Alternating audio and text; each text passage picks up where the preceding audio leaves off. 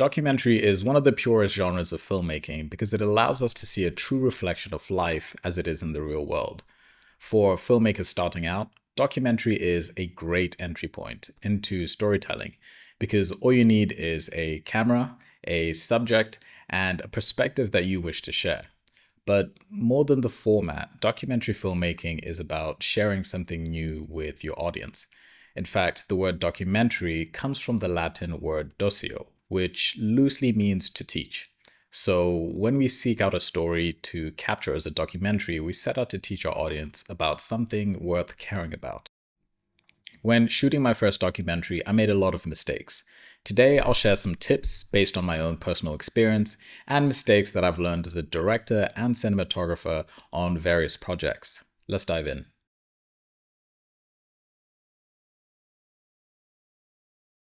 The first mistake I see a lot of beginners make is not really understanding the art of documentary and how the subgenre of filmmaking actually works. There's a lot of advice out there about how to pick a camera and make beautiful images, but not really that much about storytelling techniques or the business of films. I made the mistake of jumping in headfirst and not really understanding how the genre works, and I paid for it because none of my films had any success. I didn't know what made a good story, I didn't watch a lot of films, and I didn't know where or how to finish my film. By educating yourself, you can kick off your filmmaking career with a good start, just by understanding the landscape. I highly recommend these two books to get you started if you wish to understand how the genre works. They're linked in the comment section below.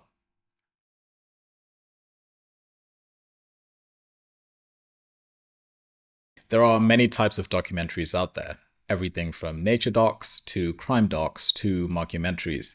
Having an understanding of the many shapes and forms that this genre can take can give you some indications about the genre that your film can fall into.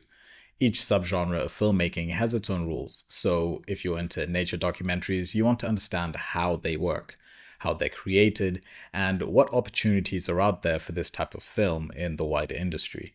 Similarly, if you're into sports documentaries, you'll want to find the best sports stories out there to see what makes them work, so that you can apply those lessons to your own work. Mubi, Netflix, Prime, these are all places where you can find documentaries about anything. Research is an underrated skill in the art of documentary filmmaking. When I started, I only looked in my immediate network to find stories that I could document.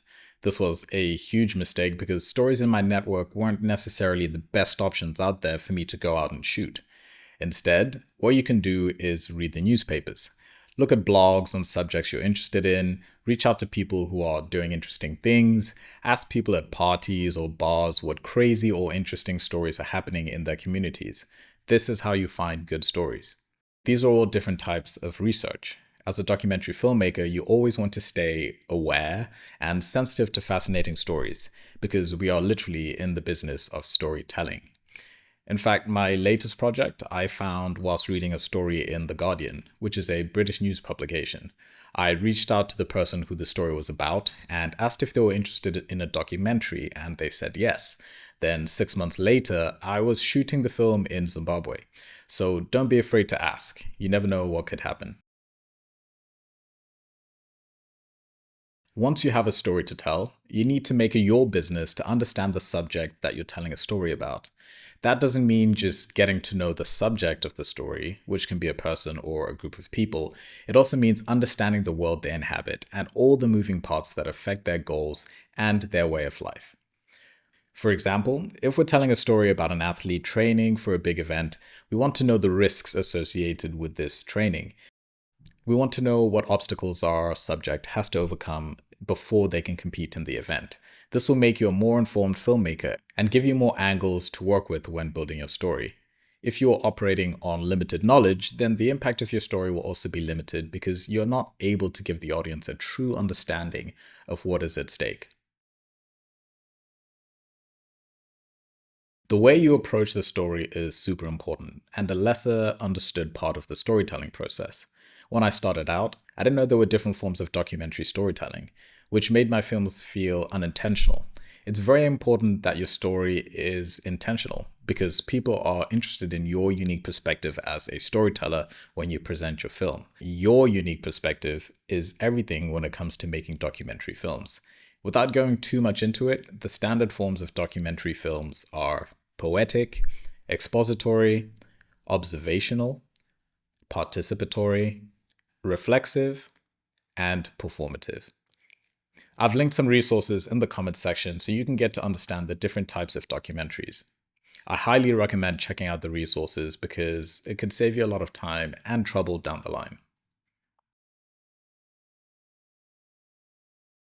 In storytelling, there's a mythology called the hero's journey, also known as the monomyth. In its simplest form, the hero's journey can be described in three stages: departure, initiation, and return. This storytelling template has been used in many of your favorite stories to showcase the transformative nature of a character's journey. We can see this narrative structure playing out in popular films such as The Hobbit, where our hero is living an ordinary life until he's called to an epic adventure that promises life-threatening battles, as well as the opportunity for transformation. Understanding this narrative structure can help us tell better stories as filmmakers, because it forces us to think about how the subject of our film must transform in order to achieve their goals and the call to adventure that gives their story real meaning. The start of every film needs to achieve a few things. Firstly, it needs to capture an audience's attention and give them a reason to keep watching. A slow, uninteresting start to a film can be the reason people turn off. This is something important to keep in mind because these days, every film has to earn its viewers' attention. The second thing your film should do is give you a reason to care about the person or people that this story is about. Empathy is a great driver for intrigue. This means you want to build an emotional connection with your subject. You can do this by revealing parts of their personality that are endearing, or by sharing something that they went through that everybody can relate to. Whichever way you choose to make your audience connected to the story, make it engaging. That's the key. Transformation is the key to a dynamic story. When we watch someone's story, we want to know how the experience they're going through will change them, and preferably for the better. This is part of the key to good narrative structure.